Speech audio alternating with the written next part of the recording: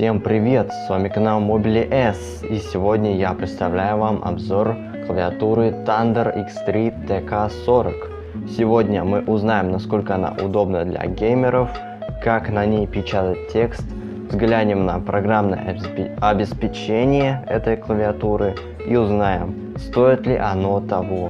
Клавиатура продается в такой коробке, которая даже в камеру не умещается, но я вам постараюсь ее показать. Коробка в черном и оранжевом цвете, такая вся красочная. Thunder X3. Это прям революция, ё-моё. Октябрьская.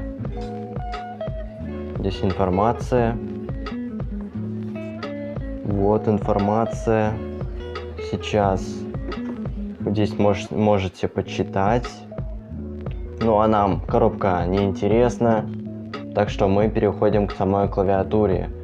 Посмотрим на комплектацию, я вам покажу программное обеспечение и все тому подобное. Сейчас щелчком моего пальца переместимся на клавиатуру. Вот так выглядит наша геймерская революция, которую мы заслужили, так сказать. Ох. Вот она такая большая, и, кстати говоря, по ощущениям, она реально тяжелая. Вот кабель, который мотается. Вот он, такой позолоченный штекер, который оставляет следы, к сожалению. Значок компании и значок компании USB. Здесь ферритовый фильтр для того, чтобы улучшить качество пропускной способности, или как это назвать. Кабель, кстати говоря, в оплетке, и это сейчас норма. В современных девайсах так и должно быть. Переходим дальше. Главная особенность этой клавиатуры — это ее гибридные свечи, то есть переключатели. По ощущениям это как механика, но без таких громких нажатий. Механику не трогал, но по крайней мере так говорят. Можете послушать, как звучит клавиатура.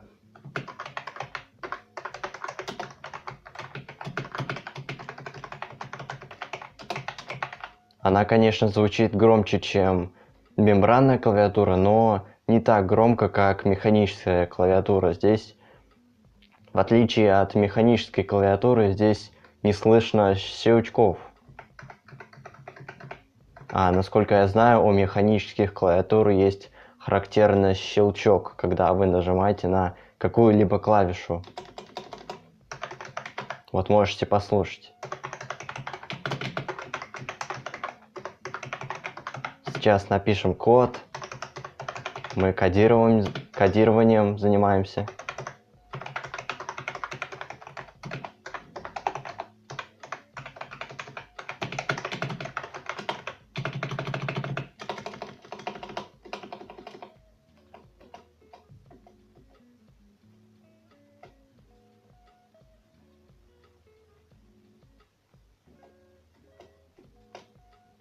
Это, похоже, было самое тихое нажатие. Раз, и вот мы взломали Пентагон. Кстати говоря, в комплектации к этой клавиатуре входит вот такая подставка под запястье с такими очень плохими, и их вот эти крепления, не знаю, кто придумал, но, наверное, какой-то недалекий человек их придумал. Такие крепления, такая жесткая. Ну, хоть какая-то подставка есть, по крайней мере. И это хотя бы хоть как-то радует. Но было бы хорошо, если бы она была отделана каким-нибудь мягким материалом. Ну, хотя бы софт-тач пластиком, ну ё-моё. Можно же было так сделать. Еще в комплект идет вот такие вот сменные кейкабы для клавиатуры. Вот специальная хреновина, чтобы вытаскивать их. И вот наши кейкабы. Серебристое у них покрытие. Это у нас стрелки и VSD. Вот у нас W, D, A. Для стрелки вот S. Вот это можно сменить. Ух, все падает. Ну, короче, можно поменять стрелки и VSD. Можно поменять вот этот блок, вот эти стрелочки и вот эти клавиши. Самое главное для вас клавиши. Это, конечно, не все сменные кейкабы, но ё-моё, это хотя бы прикольно. И, кстати говоря, на них нету прорисовки на русский язык, ну да ладно. Если вы играете, то вам это не обязательно. Я так думаю, мне так кажется. Теперь давайте попробуем снять какую-нибудь кнопку. Вот, например, вот это. Мы берем, подтягиваем и вынимаем. Смотрите, что у нас. Это переключатель.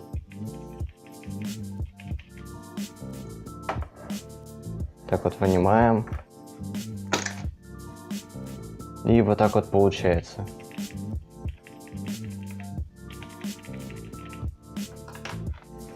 Прикольная фича. Но я этим, честно говоря, не пользуюсь. Подсветка RGB. Главный признак почти любого геймерского девайса. Ночью выглядит прикольно, да и к тому же можно настроить подсветку под свое настроение. Например, цвет настроения синий, или можете выключить эту клавиатуру. Подсветку, в смысле говоря. Можно выключить подсветку. Сейчас я специально включу свой компьютер, чтобы немного продемонстрировать вам подсветку этой клавиатуры. На камере, возможно, будет не очень хорошо видно, да и к тому же солнце светит. Я шторы закрыл, но попытаюсь вам показать. Подсветку мы можем менять. Вот этой кнопкой она имеет все цвета радуги, но вот здесь за этой кнопкой возложены определенные цвета подсветки. Вот это у нас белый цвет, синий, зеленый, красный, желтый, бирюзовый, фиолетовый и белый. И снова по новой.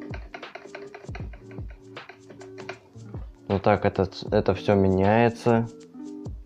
Вот это красный цвет. И, кстати говоря, ночью он меньше всего раздражает. Также можно менять яркость подсветки.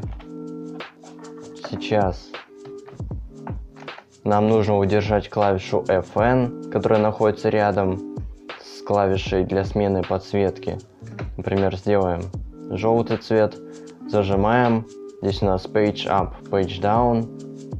3 уровня. Вот сейчас выключено первый уровень, второй уровень и третий уровень, самый яркий. Вот так вот мы регулируем подсветку. Если ночью у вас подсветка раздражает вас, то вы можете сделать на самый низкий уровень, и вряд ли она вас будет раздражать. Вот средний уровень можно тоже сделать.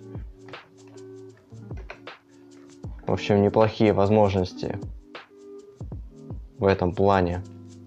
Да и к тому же через программное обеспечение можно настроить эти цвета. Можно хоть оранжевый сделать или другие, любые другие цвета можно сделать.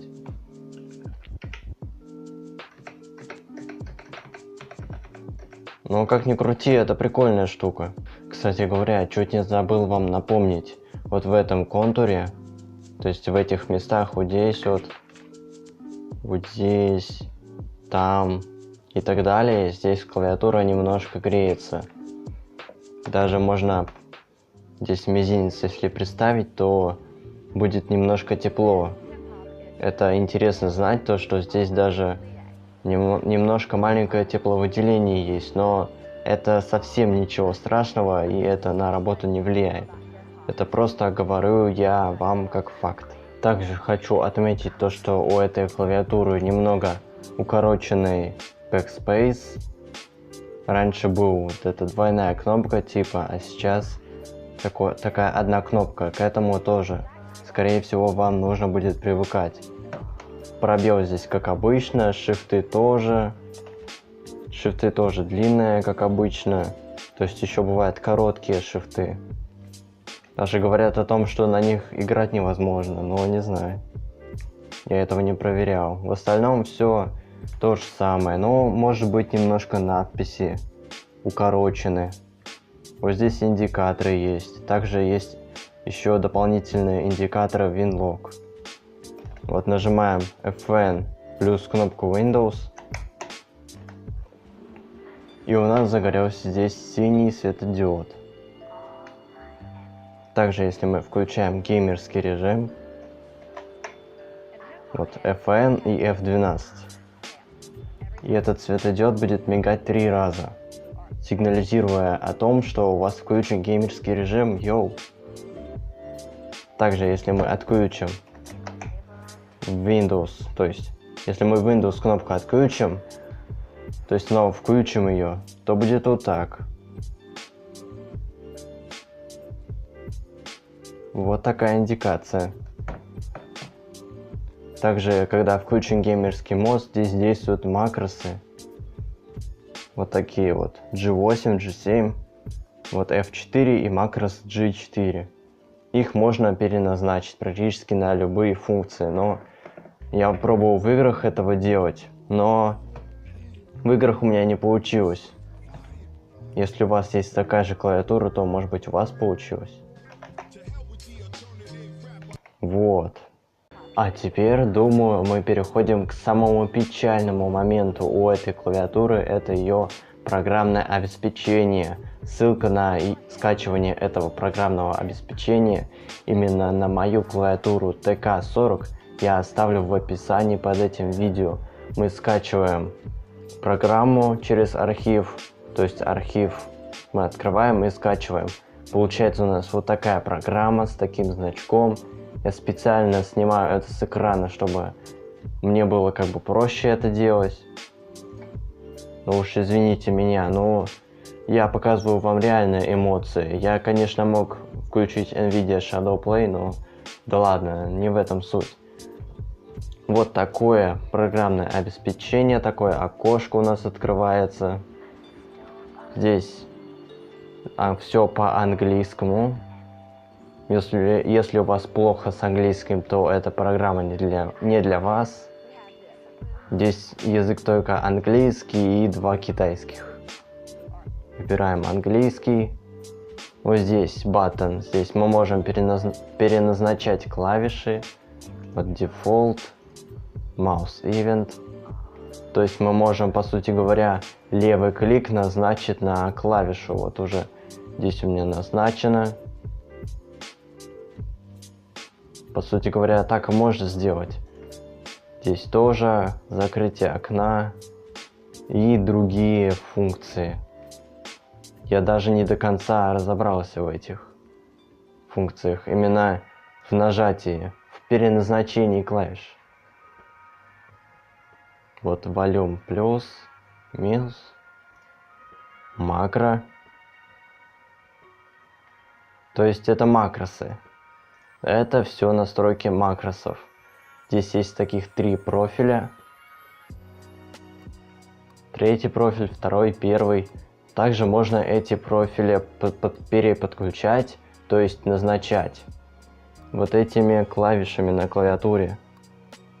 Вот зажимаем клавишу FN и 1, 2, 3.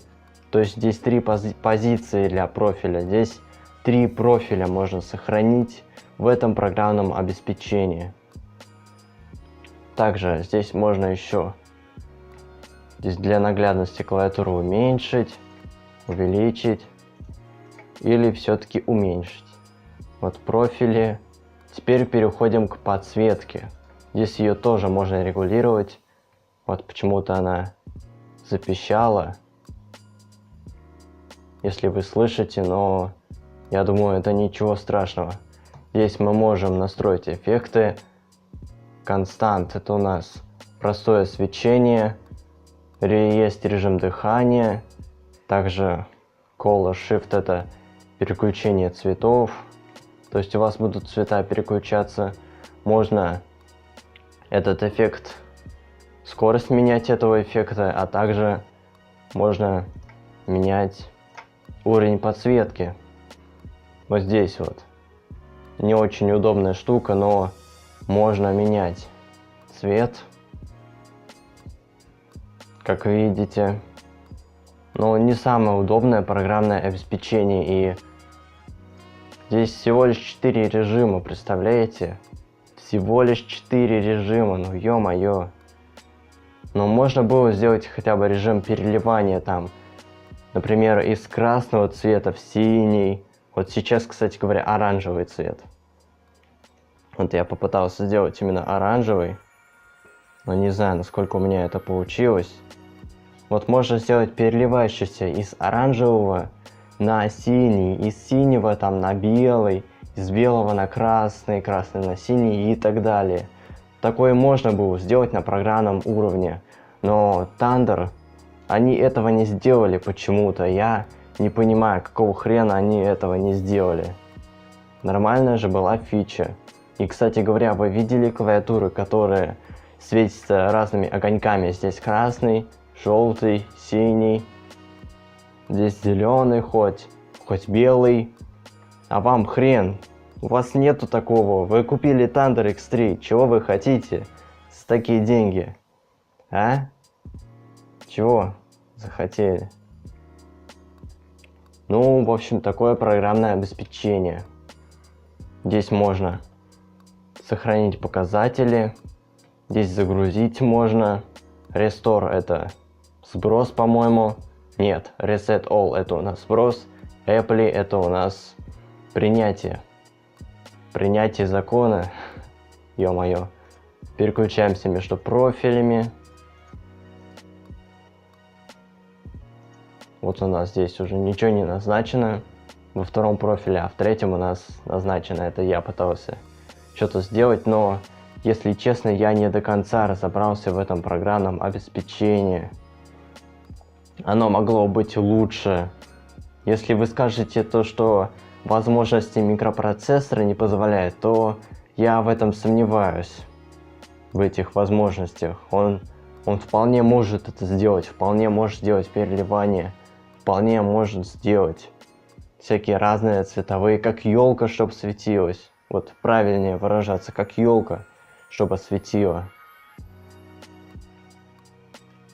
Это даже получился своеобразный крик души. Ё-моё. Напоследок я хочу вам еще кратко рассказать о том, как они еще здесь провалились с этой подставкой. Вот смотрите на крепление. Я вам уже напоминал об этом. Она крепится просто.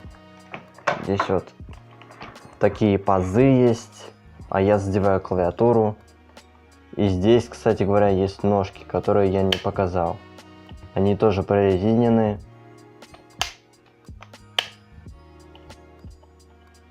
Тоже прикольная штука. Здесь тоже прорезинено. А вот здесь подсветка работает. Не очень удобно, но я вам покажу. Вот так. Вот наши пазы. И они ничем не закреплены. Смотрите, как мы должны прикреплять. Вот таким веселым образом. Просто сейчас подвину. Опс. Просто немного поднимаем, подставляем и вот. Вот, она вроде бы не двигается. Чуть-чуть двигается. Шатается. Так, вроде бы кое-как удобно. Вроде бы типа удобно. Но, когда мы начинаем ее двигать, она сползает. Когда мы хотим там экстренно передвинуть клавиатуру в другое место, то она просто отсоединяется и все. Вот эта вот подложка, это просто один из провалов этой компании. Вот могли бы нормальное крепление придумать, но нет. Мы просто сделаем, чтобы она подставлялась и все. Все равно же ведь. Все равно все. Хотел сматериться, но я пока что не матерюсь. Пока что. В общем, такая подставка. И двигать ее очень неудобно. Тогда вы должны двигать вместе с этой подложкой. Не самая лучшая подставка в таких клавиатурах. В последнюю очередь я хочу вам сказать об этой клавиатуре. Клавиатура Thunder X3, она неплохая клавиатура за свои деньги. Вот примерно здесь я выложу стоимость этой клавиатуры, за сколько я ее купил, и также в другой валюте, потому что я сейчас реально не помню. Так что сделаю, и вы узнаете, сколько она стоит. За свою цену она отрабатывает свою цену, да, там с некоторыми косяками. Вот, например, один из косяков, я, например, играю в Евротрак Simulator 2, и я хочу повернуть на своем тягаче направо, я нажимаю, зажимаю C и V, и хочу повернуть, включая поворотник на твердый знак. И у меня тупо не срабатывает клавиша. Если я перестаю нажимать либо C, либо V, то тогда эта клавиша работает. Это только в такой игре такая штука. И я думаю, это все-таки ничего страшного. Это не критично. И вам, скорее всего, вам показалось о том, что я угнетаю эту клавиатуру, как-то не хвалю. Но на самом деле это не так. Это неплохая клавиатура. Это очень даже неплохой результат компании Thunder X3, соответственно. Вот. И для печатания брать эту клавиатуру тоже. Ну, это нормальный выбор для печатания, но если вы не будете раздражать своих коллег такими шумами от вашей клавиатуры. Ну а так, для печатания сгодится и обычная мембранка, но вот эта клавиатура, она с ощущениями. То есть ты чувствуешь нажатие, ты чувствуешь то, что оно нажимается так, как должно нажиматься. А в мембранке то непонятно. Там какие-то пружинистые клавиши, пружинистая мембрана. Но я не знаю. Может быть, ноутбучные эти переключатели будут получше, но вот эти вот полунжерные переключатели, вроде бы они так называются. И это неплохой выбор, это неплохой вариант. Это можно рассматривать. Ну да, это не идеальный товар. Но если подкопить еще немного, то можно взять уже более высокий уровень. Это уже нормальные механические клавиатуры. И не стрематься того, что ваша клавиатура очень шумная. А если вы стремаетесь шума, то эта клавиатура не совсем для вас. Она все-таки шумноватая, но я как любитель тишины, но я думаю, это не слишком критично.